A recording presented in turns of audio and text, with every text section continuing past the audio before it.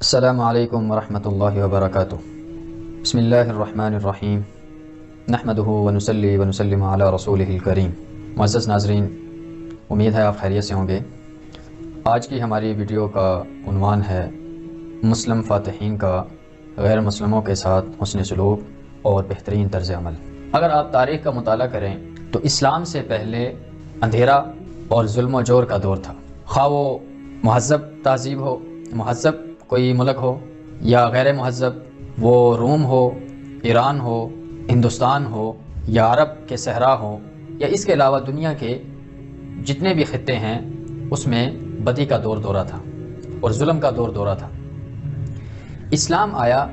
اسلام نے پوری انسانیت کو محبت اور امن کا درس دیا اور ایسا پائیدار اخلاق انسانیت کو دیا جس کا نام اسلام رکھا، یعنی لازوال سلامتی کا مذہب اور ابدی امن کا مذہب۔ تو جناب نبی کریم صلی اللہ علیہ وسلم کی ذات مبارکہ اور آپ صلی اللہ علیہ وسلم کی سیرت طیبہ سے ہم دیکھتے ہیں، سنتے ہیں، کتابوں میں دیکھتے ہیں، سنتے ہیں، پڑھتے ہیں کہ جناب نبی کریم صلی اللہ علیہ وسلم کی ذات مبارکہ جس کو اللہ تبارک و تعالیٰ نے رحمت للعالمین بنا کر بھیجا، یعنی تمام عالموں کے لیے، تمام عالموں کے لیے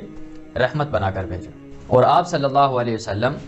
بہترین نمونہ تھے، اور آپ صلی اللہ علیہ وسلم نے اپنے طرز عمل سے اس کو ثابت کیا۔ آپ ذرا تصور کریں کہ مکی زندگی میں اور اسی طرح مدنی زندگی میں بھی جناب نبی کریم صلی اللہ علیہ وسلم کو طرح طرح کی تکلیفیں پہنچائی، بہت زیادہ تنگ کیا گیا، بہت زیادہ ستایا گیا، آپ کو، آپ کے گھر والوں کو، آپ کے فیملی ممبرز کو، رشتہ داروں کو بہت زیادہ تنگ کیا، ذہنی، جسمانی، ہر طرح کی تکلیفیں پہنچائی گئی۔ لیکن قربان جاؤں جناب نبی کریم صلی اللہ علیہ وسلم کی ذات مبارکہ پر، جن کو رحمت للعالمین بنا کر بھیجا گیا، آپ نے اپنے بڑے سے بڑے دشمن کو بھی معاف کیا۔ ایک دفعہ ایک عورت نے آپ صلی اللہ علیہ وسلم کی دعوت کی اور کھانے میں زہر ملا دیا۔ جناب نبی کریم صلی اللہ علیہ وسلم کو معلوم ہو گیا۔ صحابہ کرام رضوان اللہ علیہ مجمعین نے عرض کیا، یا رسول اللہ، کیا ہم اس عورت کو قتل نہ کر دیں؟ لیکن اتنی بڑی غلطی کے باوجود جناب نبی کریم صلی اللہ علیہ وسلم نے اس عورت کو معاف کر دیا۔ جیسا کہ میں نے ابھی عرض کیا کہ آپ صلی اللہ علیہ وسلم کو مختلف طرح سے مکی زندگی میں بھی اور مدنی زندگی میں بھی تنگ کیا گیا۔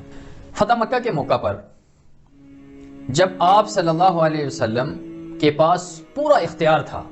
جس طرح بھی چاہتے آپ صلی اللہ علیہ وسلم کفار سے بدلہ لے سکتے تھے، لیکن قربان جاؤں آپ صلی اللہ علیہ وسلم نے فرمایا کہ میں آج آپ کو وہی بات کہتا ہوں جو حضرت یوسف علیہ السلام نے اپنے بھائیوں کو کہی تھی کہ آج تم آزاد ہو، تم پر کوئی گرفت نہیں ہے۔ تو یہ اسلام ایک امن اور محبت کا دین ہے، تو آپ صلی اللہ علیہ وسلم کی جو ذات مبارکہ ہے وہ اس کا بہترین نمونہ ہے۔ جنگ کا موقع ایک ایسا موقع ہوتا ہے کہ جس میں مد مقابل فوج کو شکست دینا اور شکست دینے کے لیے مختلف قسم کے حربے، تکالیف جو بن سکتا ہے ایک فوج سے، وہ یہ کام کرتی ہے۔ جنگ بدر کے موقع پر مسلمانوں کے پاس پانی کا ایک کنواں تھا، تو جناب نبی کریم صلی اللہ علیہ وسلم نے صحابہ کرام رضوان اللہ علیہ مجمعین کو حکم دیا کہ کفار کو پانی فراہم کیا جائے۔ یہ ایک بہت ہی بہترین مثال ہے کہ اسلام کے ماننے والوں نے اپنے عمل سے ثابت کیا کہ اسلام امن اور محبت کا دین ہے۔